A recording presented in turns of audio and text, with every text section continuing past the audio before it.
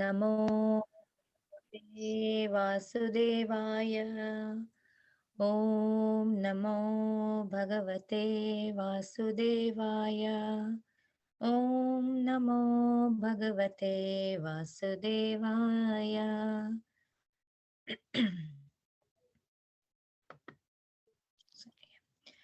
Chapter 2, Text 1. Sanjaya Uvacha Sanjay Uvacha Tam Tatha Kripayavishtam Ashru Vishidantam Idam Vakyam Uvacha Madhusudana.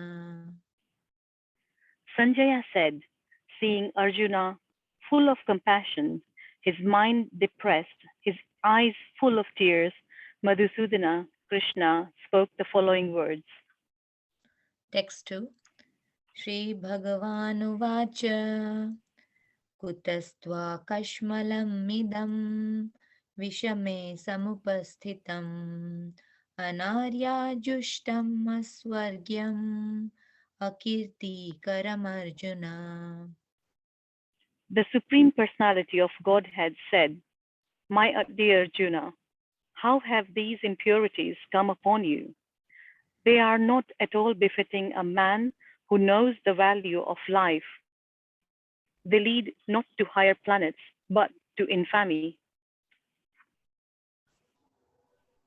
Prabhuji, I lost the verses. Yeah. Text 3. Thank you. Text 3.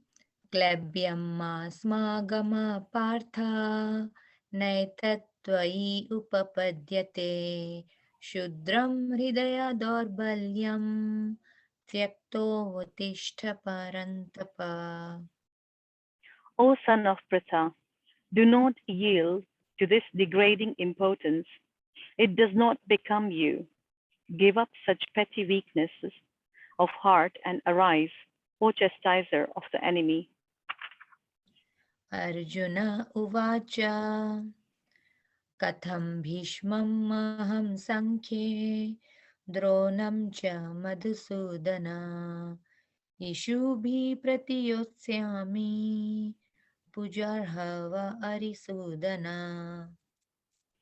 Arjuna said, O killer of enemies, O killer of Madhu, how can I counterattack with arrows in battle men like Bhishma and Drona who are worthy of my worship? Text 5. Gurun ahatvahi mahanubhavan Shreyo bhuktum bheksham api haloke Hatvartha kamamstu gurun ihaiva Bhunjiya bhogan rudhira pradigdhan. It would be better to live in this world by begging than to live at the cost of the lives of great souls who are my teachers. Even though desiring worldly gain, they are superiors. If they are killed, everything we enjoy will be tainted with blood. Text 6. Nachaitad vidma kataran nagariyo Yadva jayema yadiva na jayeyu Yaneva hatva na jijivishamas Devasista pramukhe dhartarashtra. Nor do we know which is better, conquering them to become conquered by them. If we killed the sons of Dhritarashtra, we should not care to live. Yet they are now standing before us on the battlefield. Text 7. Karpanya doshopahata swabhava Prachami tvam dharma sammudhacheta Yachreya nishchitam bruhitan me Shishyaste ham sa shadhimam tvam prapannam. Now I am confused about my duty and have lost all composure because of miserly weaknesses. In this condition, I am asking you to tell me for certain what is best for me. Now I am your disciple and a soul surrendered unto you. Please instruct me. Text 8. Nahi prapashyami mama punyudyad yashokam uchchoshanam indriyanam avapya bhuma vasapatnam riddham rajyam suranam api chadipatyam. I can find no means to drive away this grief which is drying up my senses. I will not be able to dispel it, even if I win a prosperous, unrivaled kingdom on earth with sovereignty like the demigods in heaven.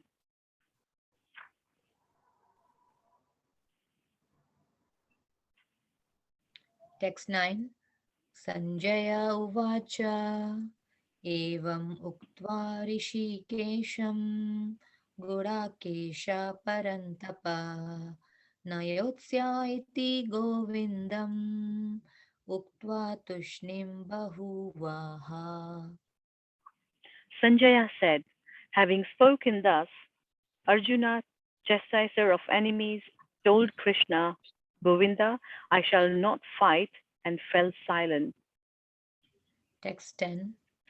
Tam uvacha rishikesha प्रहसन्न इव भारत सेनयोरुभयोर्मध्ये विषीदन्तम् इदं वच. O descendant of Bharata, at that time Krishna, smiling in the midst of both the armies, spoke the following words to the grief-stricken Arjuna. Text 11. Shri Bhagavan Ashocyan Anvashocastvam Pragyavadamscha Bhashase Gatasun Gatasumscha Nanushocanti Pandita.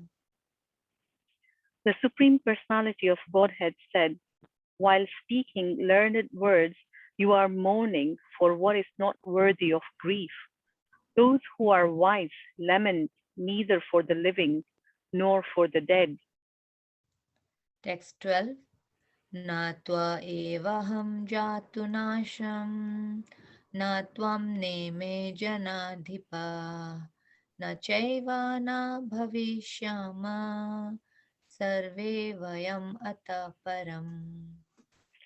Never was there a time when I did not exist, nor you, nor all these kings, nor in the future shall any of us cease to be. Text 13. Dehino vasmin yatha dehe Kaumaram yavanam jara Tatha dehantara praptir Dhirastatra namuyate.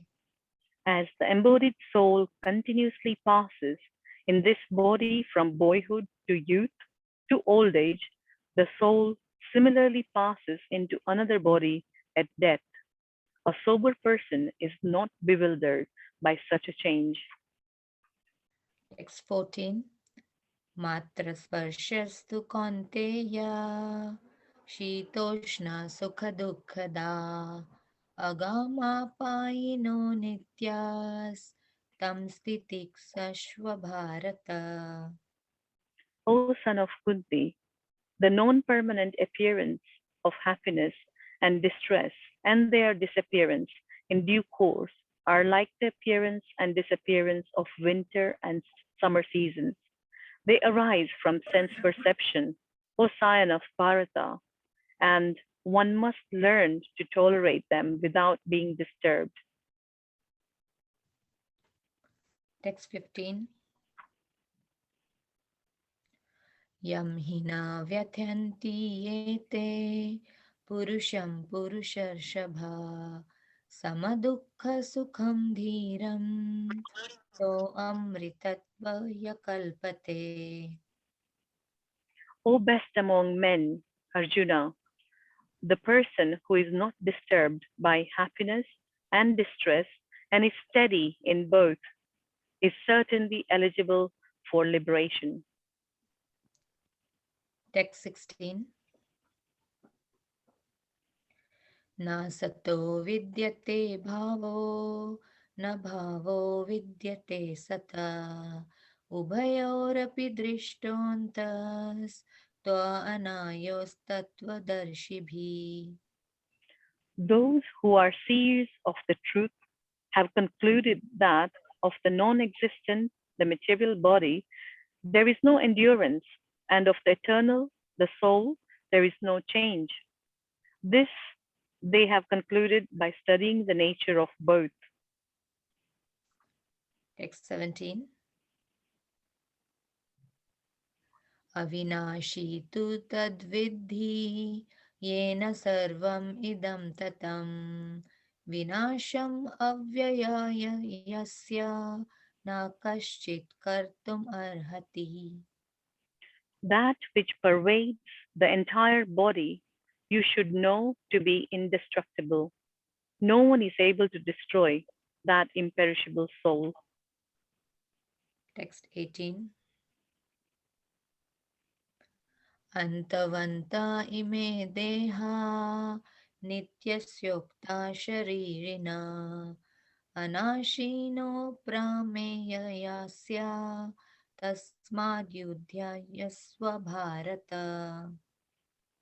The material body of the indestructible, immeasurable, and eternal living entity is sure to come to an end. Therefore, fight, O descendant of Bharata. Text 19. या एनं वेत्ति हन्तारं यश्चैनं मन्यते हतम् उभौ तौ न विजानीतो नायं हन्ति न हन्यते. Neither he who thinks the living entity the slayer, nor he who thinks it slain, is in knowledge, for the self slays not nor is slain. Text 20. न जायते म्रियते वा कदाचिन् नायं भूत्वा भविता वा न भूया अजो नित्य शाश्वतोऽयं पुराणो न हन्यते हन्यमाने शरीरे. For the soul, there is neither birth nor death at any time. He has not come into being, does not come into being, and will not come into being. He is unborn, eternal, ever existing, and primeval. He is not slain when the body is slain. Text 21. वेदा विनाशिनं नित्यं या एनामजमव्ययम् कथं सा पुरुषा पार्था कं घतायति हन्तिकम्. O Paratha, how can a person who knows that the soul is indestructible, eternal, unborn, and immutable kill anyone or cause anyone to kill? Text 22. वाशंसि जीर्णानि यथा विहाय नवानि गृह्णाति नरोपराणि तथा शरीराणि विहाय जीर्णानि अन्यानि संयति नवानि देहि. As a person puts on new garments, giving up old ones, the soul similarly accepts new material bodies, giving up the old and useless ones. Text 23. नैनं छिन्दन्ति शस्त्राणि नैनं दाहति पावका न चैनं क्लेदयन्ति आपो न शोष्यति मारुता. The soul can never be cut into pieces by any weapon, nor burdened by fire, nor moistened by water, nor withered by the wind. Text 24. अच्छेद्यो यम अधायो यम अक्लेद्यो शोष्य एव च Nitya sarvagata sthanur achaloyam sanatana. This individual soul is unbreakable and insoluble, and can be neither burned nor dried. He is everlasting, present everywhere, unchangeable, immovable, and eternally the same. Thank you very much. Hare Krishna. Thank you. Hare Krishna. Thank you very much, Rupa Mataji, Puja Mataji. Beautiful recitation and very melodious. So very nice. Thank you, Hare Krishna. Hare Krishna.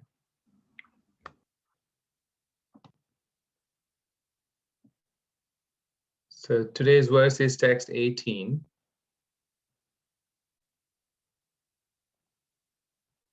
I'll just get the advanced view changed to,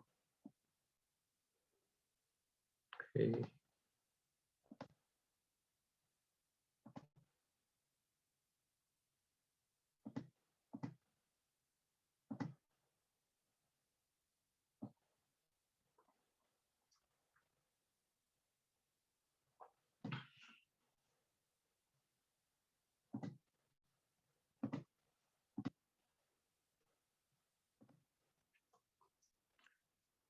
So I'll just read text 18 once again.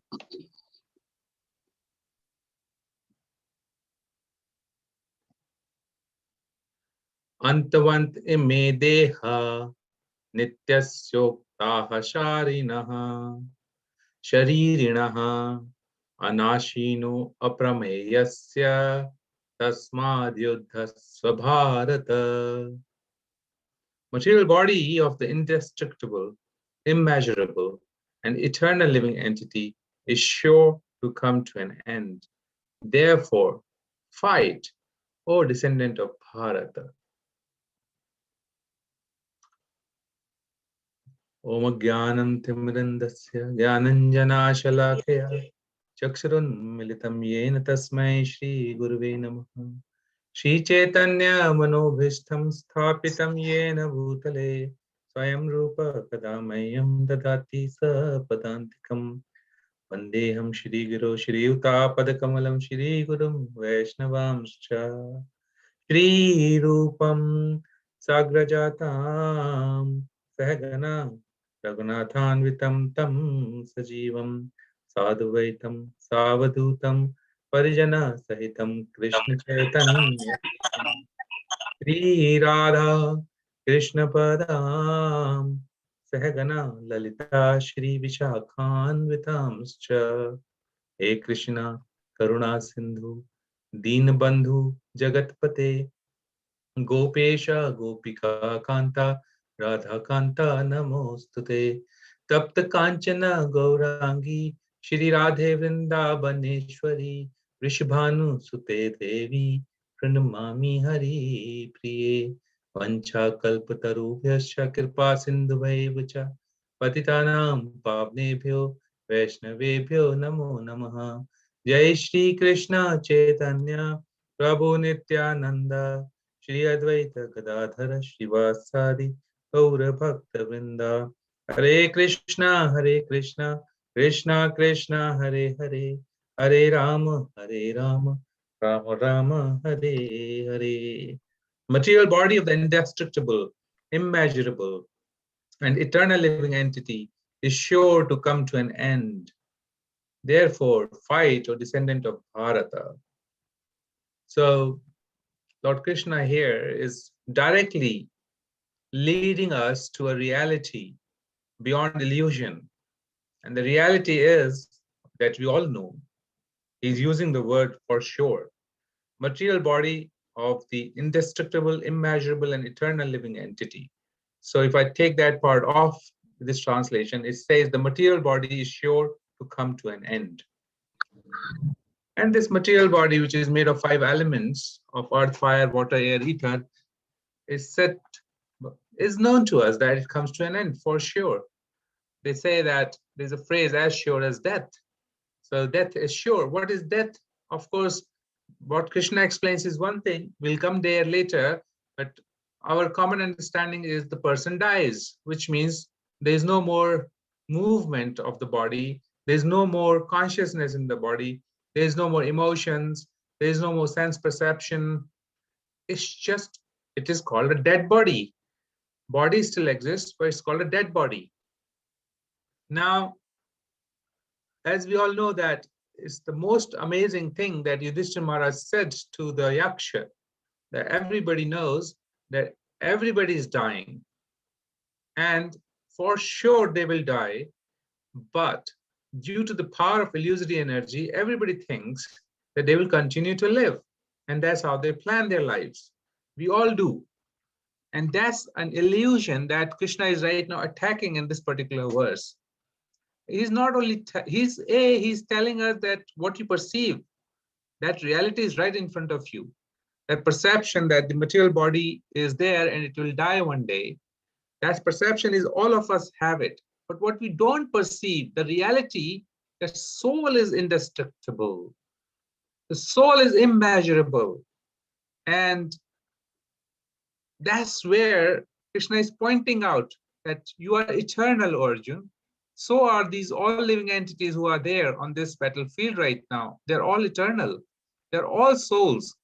And because of whatever karma we have done, we have got these bodies, and therefore we are here to either take the, either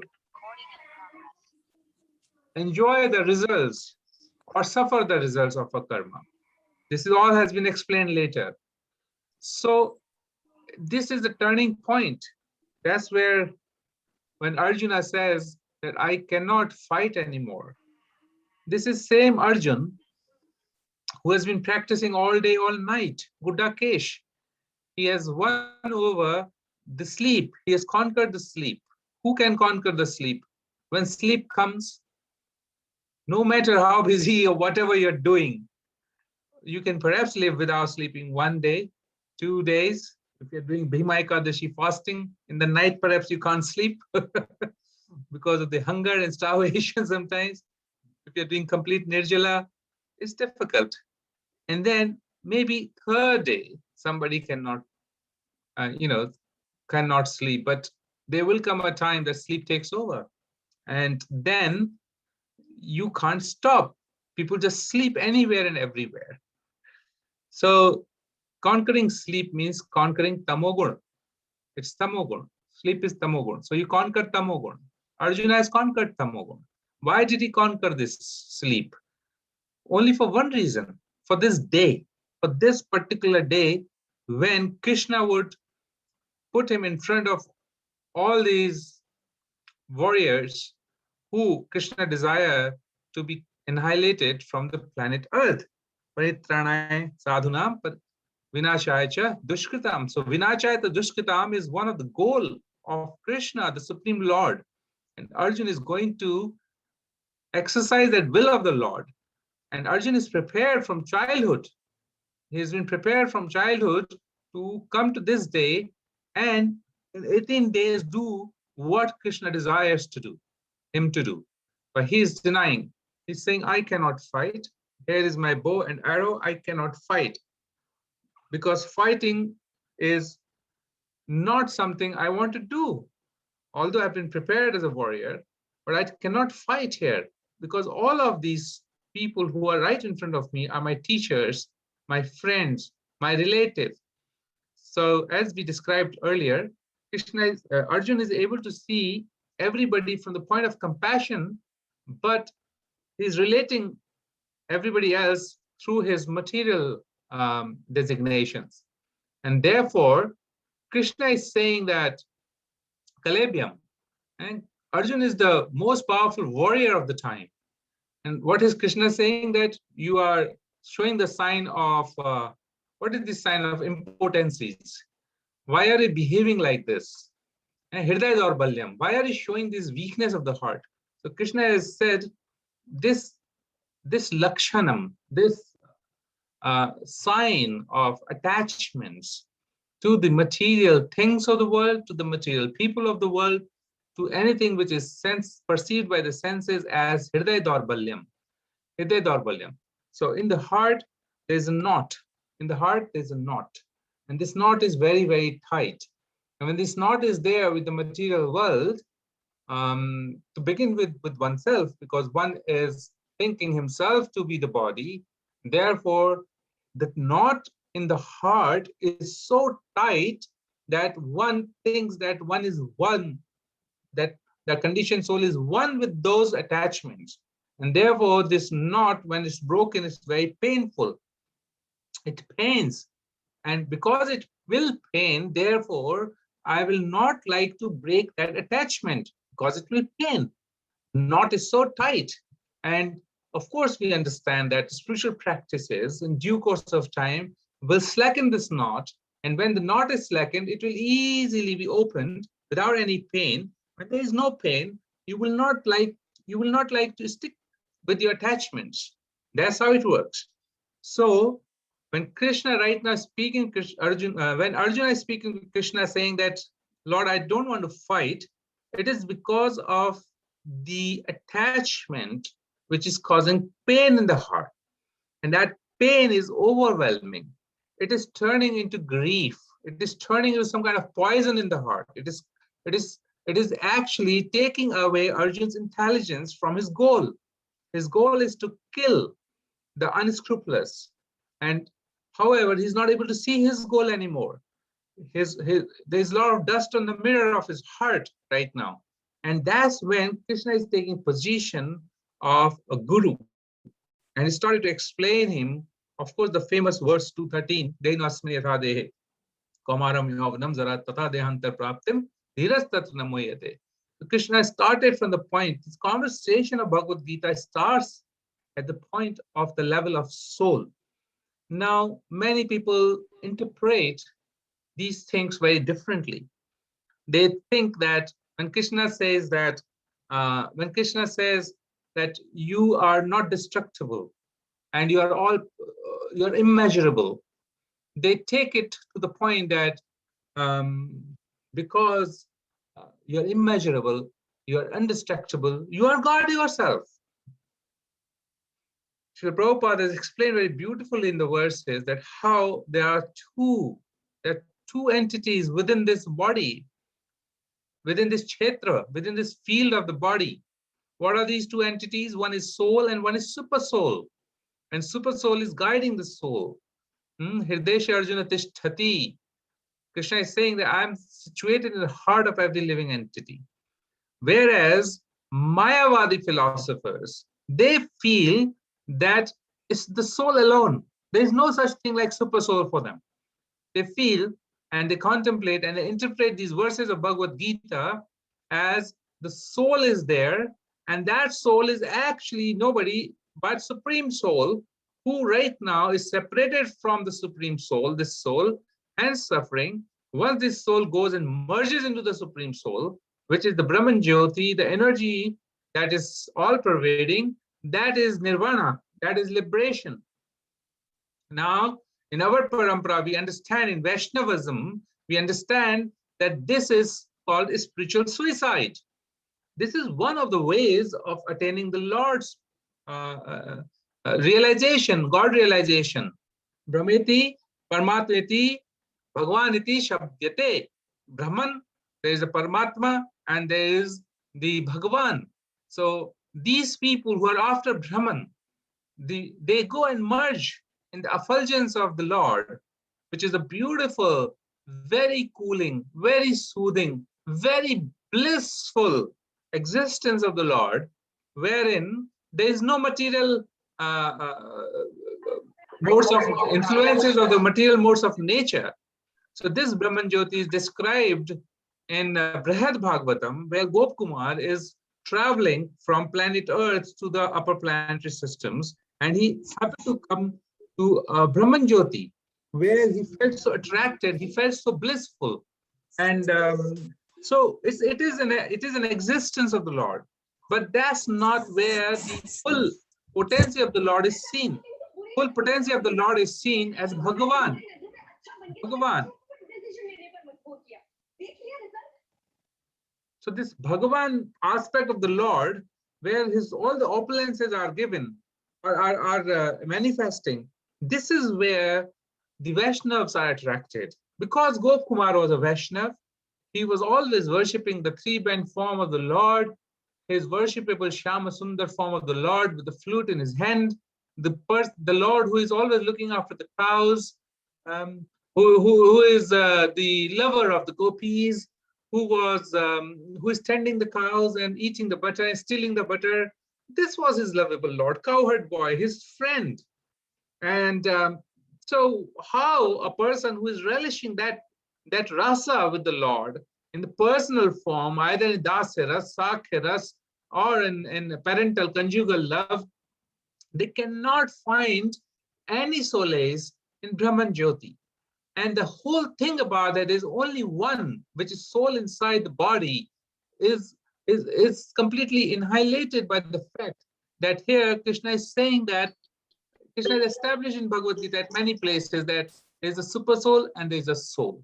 And these two are coexisting in the body. One is enjoying the fruits of the results of the karma, and other is guiding that. And that's the difference. And the super soul is present in everybody's body, whereas the soul is present in only one own body.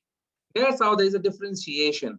In India and across the world, there are many, many such followers who are believing themselves to be God, because they think that you will be surprised to know they really, really, really believe that they have become self-realized in the sense that now they're liberated and they are God themselves. They are God and they are beyond everything. Anything and everything that's happening in the world is happening, and they are beyond all of this, and they have kind of come in consonance with the Lord, and at one time, or rather supreme. They don't even want to say Lord, because Lord means a person. Some Brahman, Jyoti, and Mandala, and all kinds of words they use, and they'll just go and merge. And they have already achieved the Nirvana. Srila Prabhupada says that such people, whenever they get little bit desire, they can be living in the Brahman Jyoti for timelessness, but the moment they get the desire, and they will get the desire, because in Brahman Jyoti they cannot do any activity, they have to take birth immediately, and there it goes, all their liberation out of the window. And those who are pseudo Mayavadis, I've heard lectures from Bhakti Chandra Swami Maharaj where he mentions that all they'll become is a diamond somewhere, a stone who is a little bit of shining, and that's their Brahman Jyoti, end of it. So these verses in Bhagavad Gita are establishing the foundation of the very philosophy of Vaishnavism. And these verses, therefore, are very, very important to us, because that's where Krishna is establishing that all living entity, you are a soul, you are in part and parcel of the Supreme Soul. And all the living entities who are existing in this creation are part and parcel of the Supreme Lord. And they're eternally separated. They were never together. This whole idea of one in this material world, which is relative, is forcing us to think in the constraint that when we take something out, then from something, if we take something out, then it is a part and parcel of that. But in absolute world, this is not the case. They're eternally separated, yet one. And that's how oneness is defined as a oneness with the will of the Lord. When the living entity has oneness with the will of the Lord, that's when it's one with the Lord. And not that you go and merge with the Lord, and like Shishupal went and merged into the body of Krishna. And that's not the kind of liberation. That's given to demonic souls, not the lover of Krishna. Lover of Krishna, they become the gopis. They become the nurse. Even the demoniac people who have shown affection in the form of Putana, etc. We see how Krishna has given beautiful results or liberations to them in personal relationship with Krishna. So in this particular verse, Krishna is emphasizing upon that, oh Arjun, you must fight against these people. In the previous chapters, we were reading about aggressors, and these aggressors are all of these kind of aggressors, if they can be punished without getting any karmic reaction, because that's how Shastra has permitted a conditioned soul or living entity to be able to defend themselves. And so I want to go back to some part of the history again in the Mahabharata here, when we have to see history of these Pandavas, the lives they have lived, being such close um, friends of Krishna, relatives of Krishna, yet the Supreme Lord Krishna, yet they are seeing such reversals of life that none of us perhaps will ever face such contrasting reversals in our lives. Um, so there was this time when Pandavas returned um, from the forest, when Pandu left his body and they were getting grown in the palace of Hastinapur. At that point in time, Duryodhan uh, was becoming very, very envious of all the Pandavas because of their popularity. Specifically, he was against against Bhima, because Bhima was always outdoing them on everything, whether it's eating food or is the strength that he would display. And of course, Yudhishthir was lovable to all the acharyas because of his dutifulness, because of his virtuousness, because of his honesty, because of his following of the dharma. And Arjun was the knees beast, so to say, of acharya like Dronacharya and Bhishma Deva. So with all that love flowing through into Pandavas from their elders, and the Praja loved Yudhishthir Maharaj. They were saying that uh, why not now Yudhishthir becomes the king? These kinds of voices were coming because they loved Yudhishthir so much. And everybody knew that Dhritarashtra was placed to look after the palace of the kingdom of Hastinapur in the absence of Pandu till such time that their eldest prince, which is Yudhishthir, grows up and becomes eligible by age to take up the throne and does his completion of his studies in the sense of all the royal studies, including Dharma Shastra, Yuddha Shastra.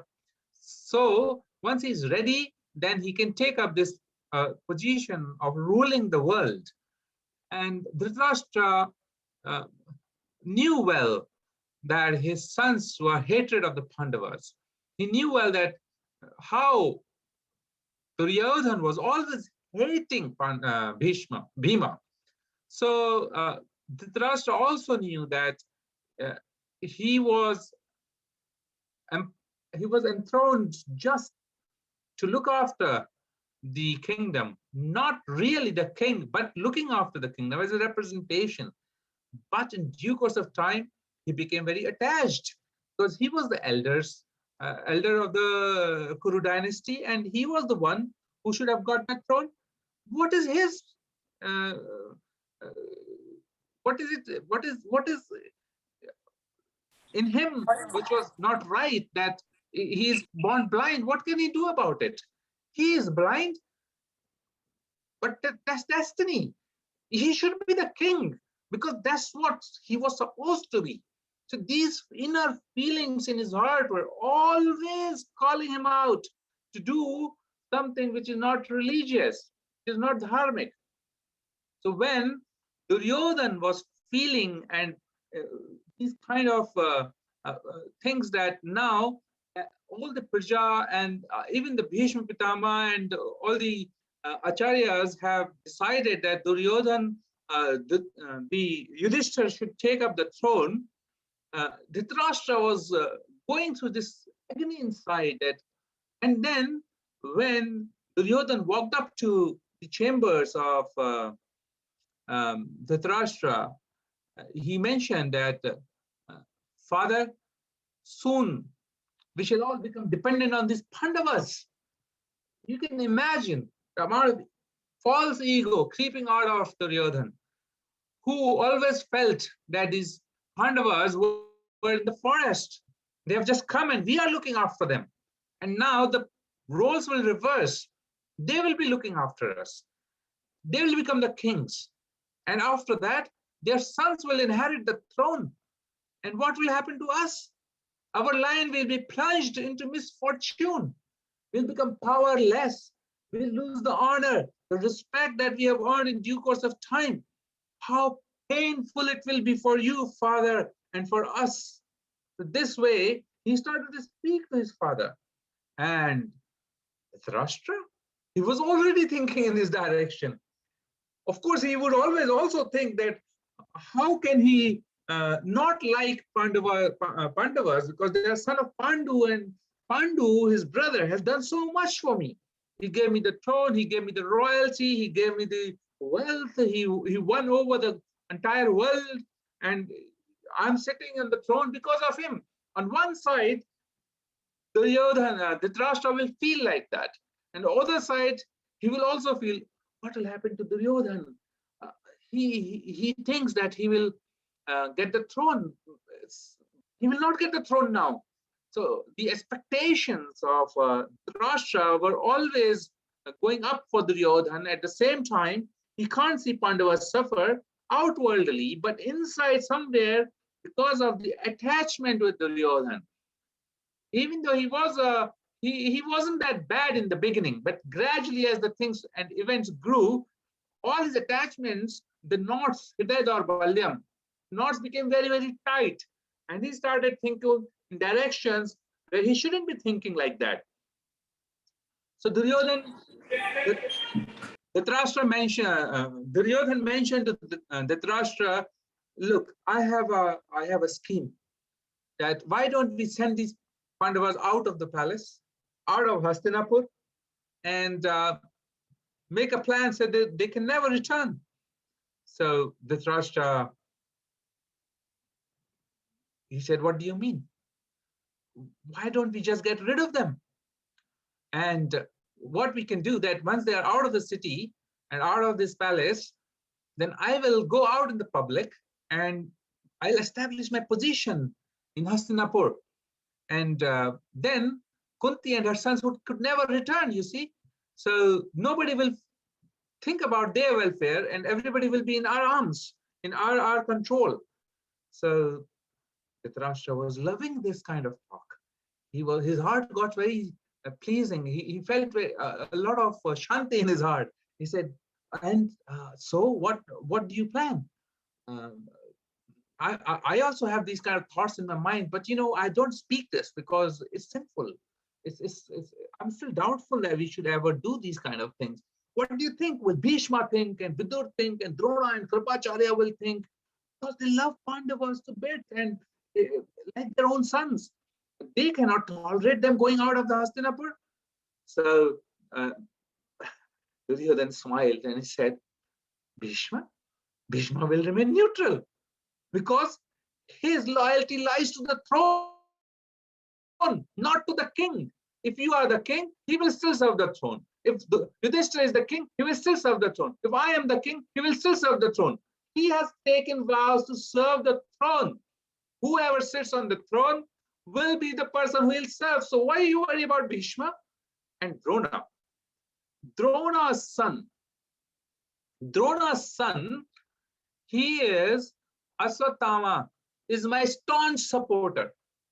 And because Drona is attached to his own son, therefore his father will never go against us. There's no chance of that. That I know of. Now let's talk about Drona. Dronacharya is married to Kripacharya's sister. And therefore, because Drona is with us, Kripa will also support us.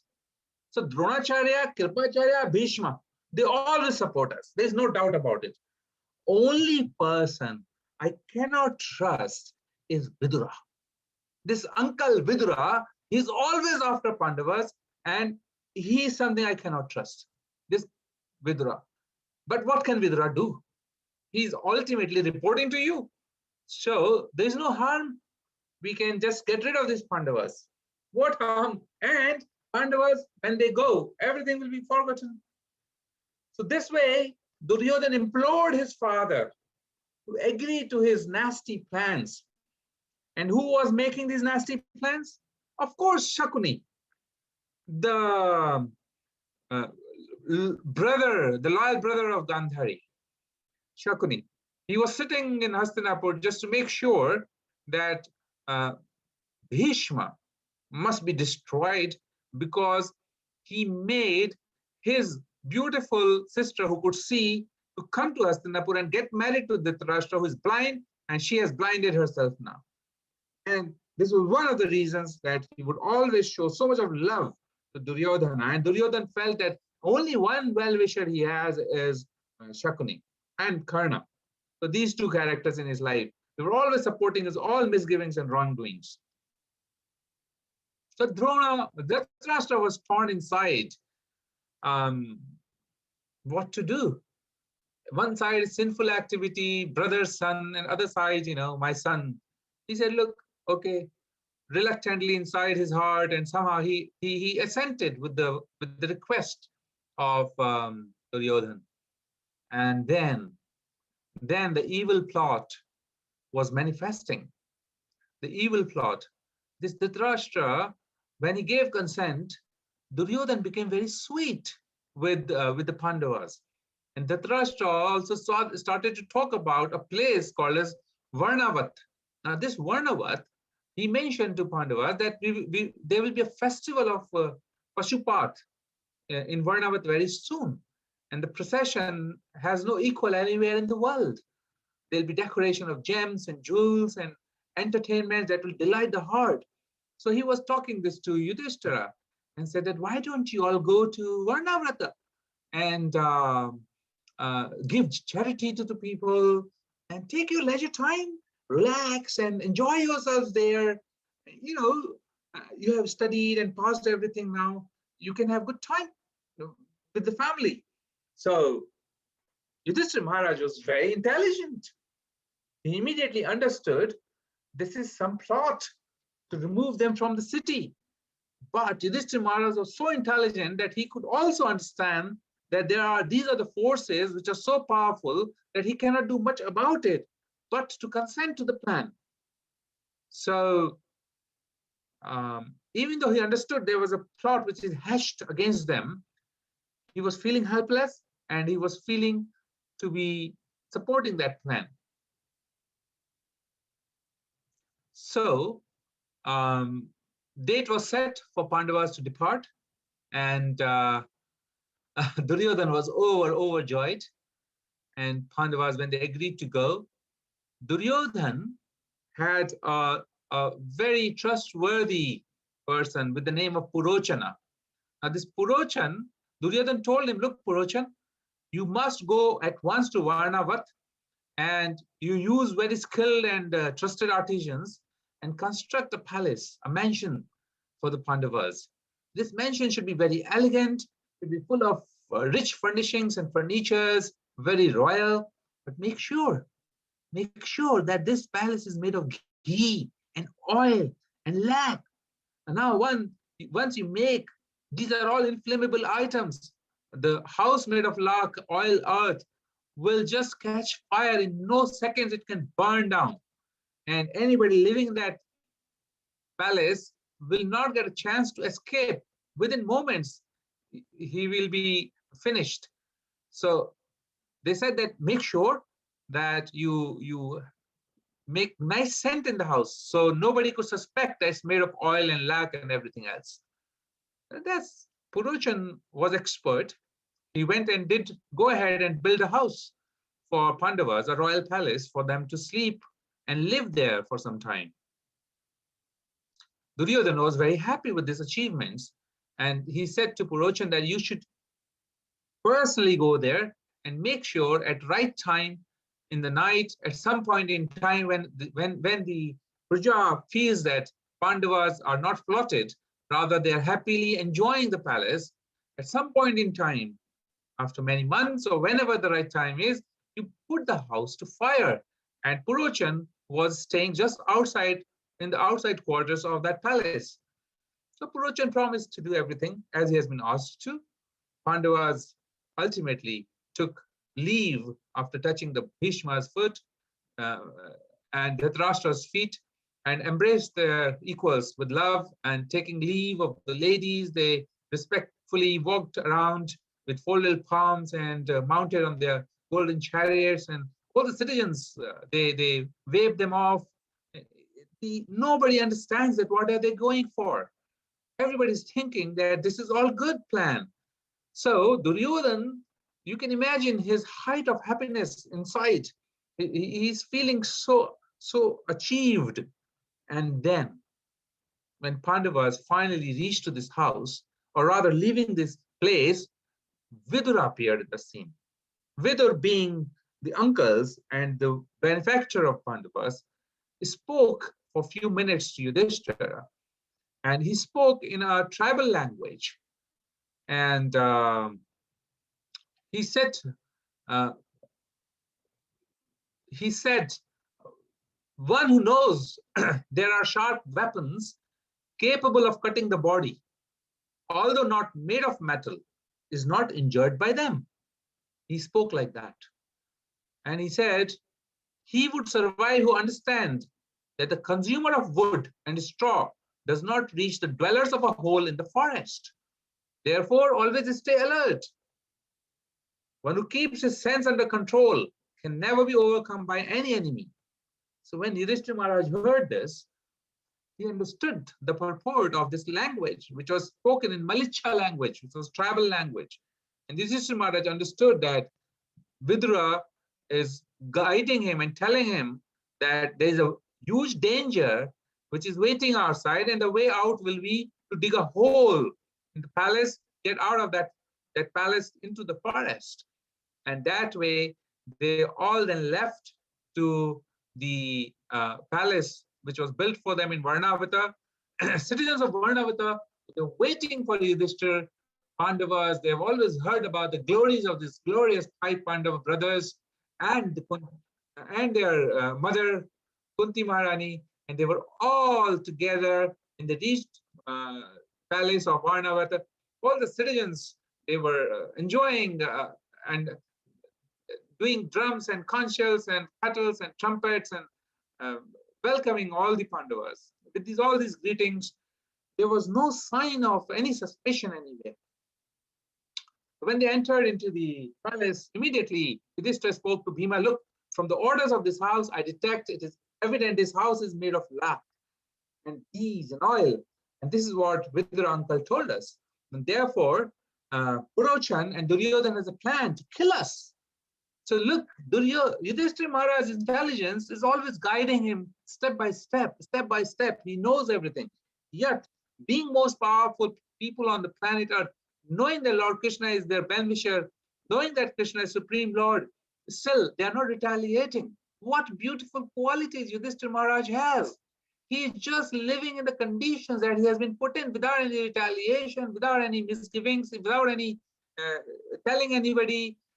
And he's completely composed, equiposed all the time. So then Bhima said, why should we live in this death trap? Let us return to where we have already been staying. Bhima would always show this nature of fighting, you know. He's the most powerful, but he's always respectful to his elder brother. And Yudhishthira, when he guided and asked Bhima to not think like that, he said that if we let Purochan realize that we suspect, he would try anything, other plots to kill us. Let him be in the illusion that we don't know anything. And we will make a plan to get out of this place. And they will think that something has happened to us. And that way, we will be safe.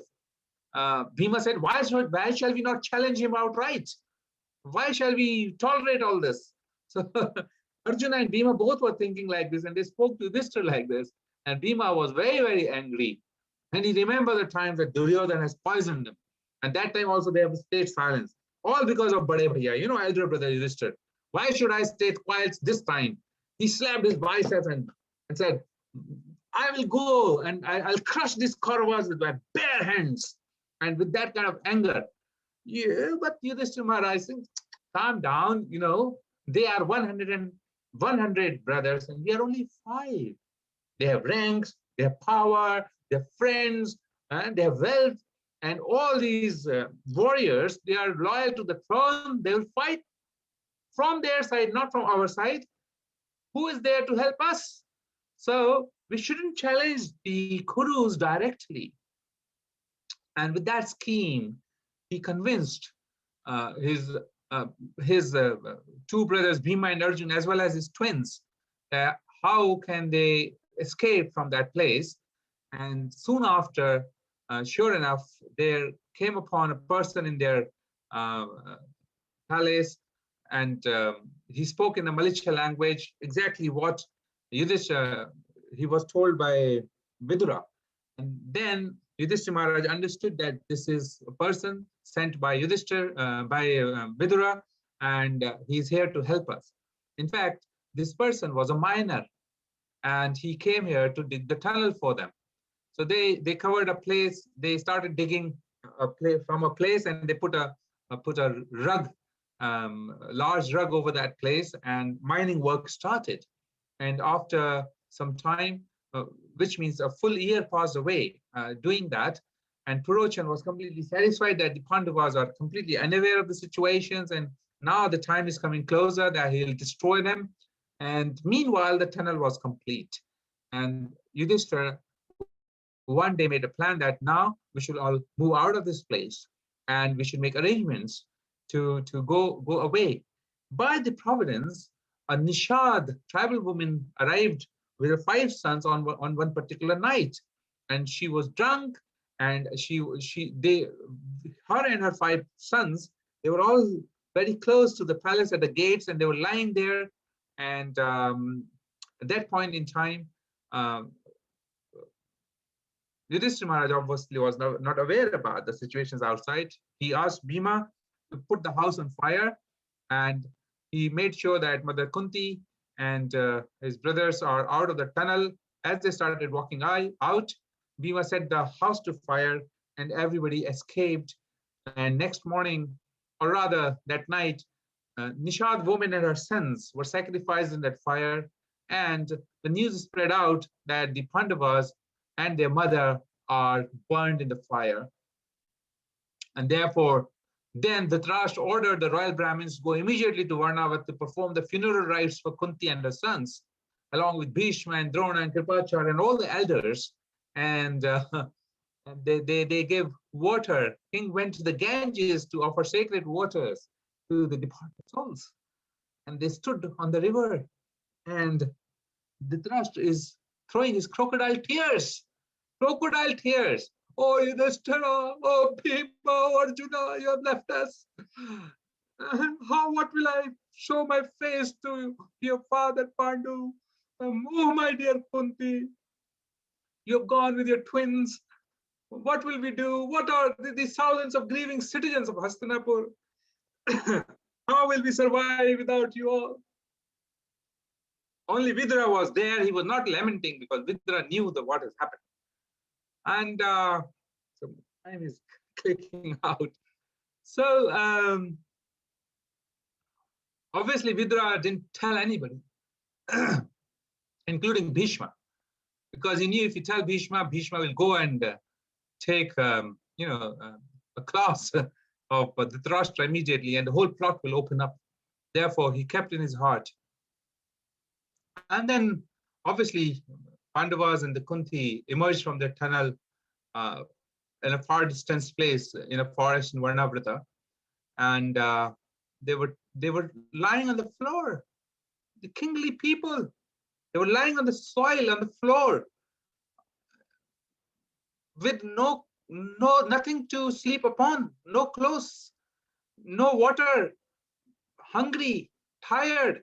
And Bhima has a lot of energy, so he put all his brothers and Mother Kunti on his arms and ran with might and force, and came to a safer place where there was river Ganges, and that's where Vidura's emissaries met them, and they crossed them with the boats to the next side of the river, and then they escaped into the darkness of the forest. So with this kind of background, when Arjun has gone through so much, Pandavas have gone through so much of pain and agony, you can imagine the amount of hatred it will generate in a common man's heart. If somebody is constantly uh, making them die, making attempts to murder them in the and creating situations for them that they are always insecure, even though they are rightfully, lawfully, they are owners of all that, which is they are pushed away from. So in such situations, now at middle of the battlefield, Arjuna has forgotten all that because he's a devotee of the Lord. His heart is full of compassion.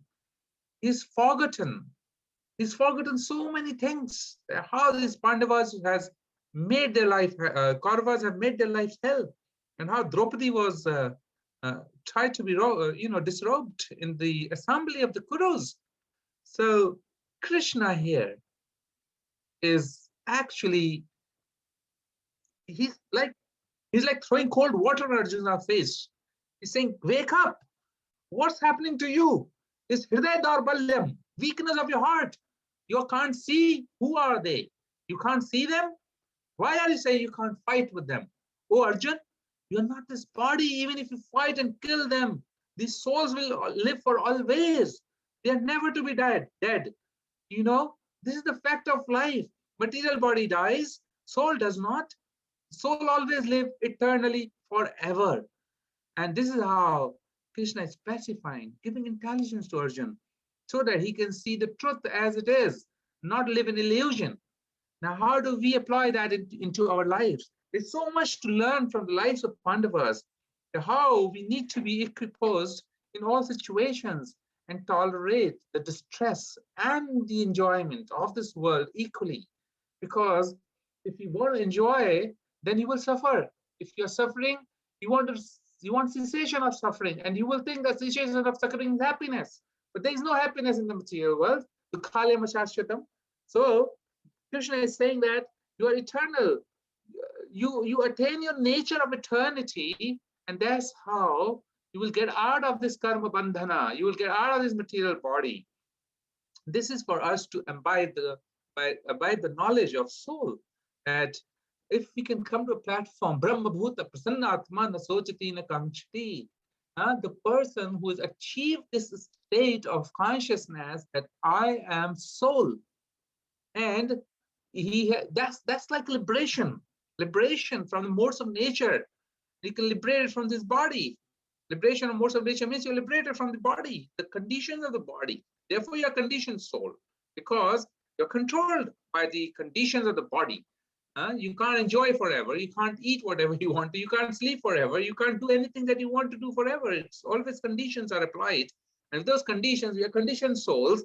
Once these conditioned souls become liberated, Brahma Bhuta, he becomes happy and joyous. Then he can leave this body. Srila Prabhupada says, you will walk out of this body, leaving this dead carcass, if you have completed your devotion to Krishna, you've purified yourself, you will just walk out of this body, and right out in front of you, Krishna will be there. The whole Golok Vrindavan Dham will manifest in front of you. Right at that moment, he says the word immediately. Immediately it will manifest. You just walk out. They're saying, you follow these four regulated principles, you chant his holy names, you do this Vaishnava Sangha, devotee association and devotional services throughout your life now. You do it. And when the time comes, you will simply walk out. He doesn't say that you will die, you will leave the body. No, you will walk out of the body and you will be with Krishna. So I think time is not going to permit us more now. If there's any comment or question, I'm happy to facilitate that. Hare Krishna. Hare Krishna. Very nice, Prabhuji explanation. Very, very nice. Thank you.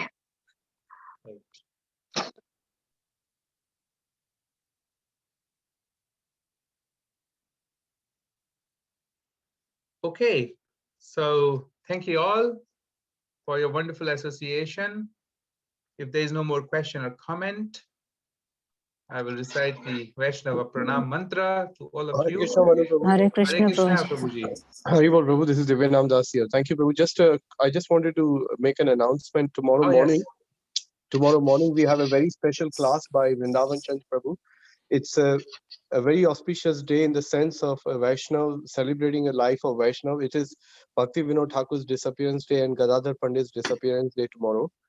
So there will be a class on Bhakti Vedanta Manor channel on Mayapur TV as well as on YouTube by Vrindavan Chand Prabhu. He's giving the morning class. So I just wanted to announce that so that all the devotees can also attend it. Prabhu. Thank you very much, Prabhu. I will also try to attend this class. Hare Thanks a Krishna. lot. Thank you, Manu Prabhu. Thanks. Hari bol. Thank you. Can we have the link, Prabhuji? Panchakalpatarubhyascha kripa sindhuve. Sorry, Mataji, there was somebody who's saying something. Yes, Mataji. Could we have a link of that class, Prabhuji? And also there was one question I wanted to ask at the, Yes, at the yes. start of the prayer. I just was thinking, you said, I thought when went to Lagar, was Draupadi there already or no? No, She wasn't there, no? it was She, Kunti. she wasn't and- there because I think they get only married only when they're in the jungle, no?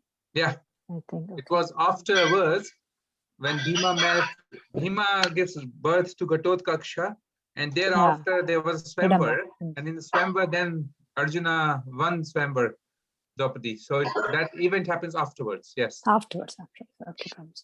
Can somebody share the link of the class in this? So he said it will be on the Bhaktivedanta Manor and Mayapur TV as well. So I think that's where we can go and find out the classes. Thank you. I'm so sorry.